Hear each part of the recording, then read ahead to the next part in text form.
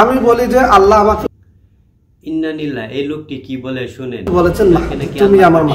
আমি এটাই বলি, আল্লাহ আল্লাহ ওনাকে স্বপ্নে দেখা দিছে, উনি নাকি কে বলছে? আল্লাহ। কিভাবে বলছে? আমি আল্লাহর নূর দেখতে পেয়েছি তাহাজ্জুদের নামাজের পর, ফজর নামাজের আগে। এমন অবস্থায় আমি আল্লাহর নাম দেখলাম ওই নূরে এবং জানতে চাইলাম যে আল্লাহ মাহদি কে। তখন তিনি আমাকে বললেন তুমি আমার মাহদি।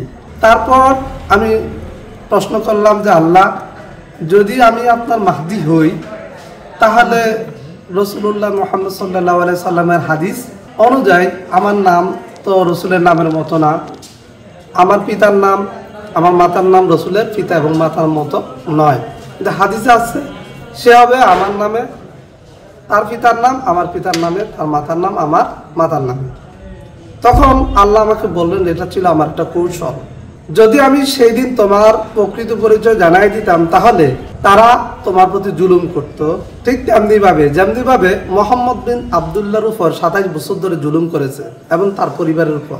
তো 2017 কি 19 সালের দিকে আমি এই বিষয়টা জানতে পারি যে মোহাম্মদ বিন আবদুল্লাহ নামে এক লোক ইয়েমেনে বসবাস করত।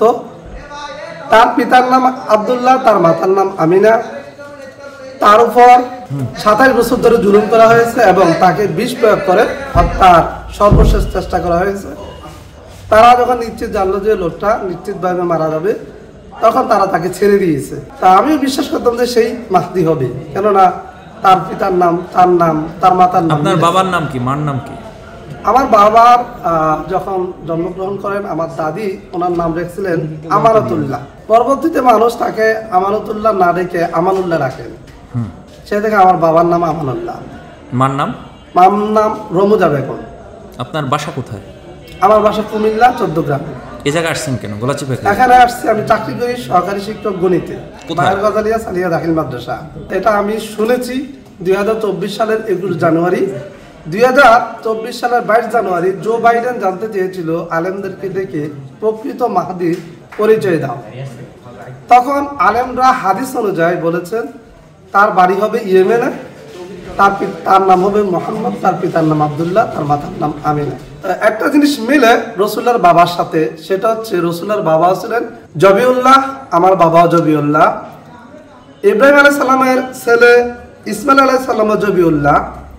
তো রসুল প্রায় বলতেন আমি জবিউল্লাহর সন্তান, আমি যার বংশের সেও জবিউল্লাহ, ইসমাইল আলাইহিস সালাম। তা আমিও প্রায় বলতাম ছোটবেলায় যে আমিও এক জবিউল্লাহর সন্তান।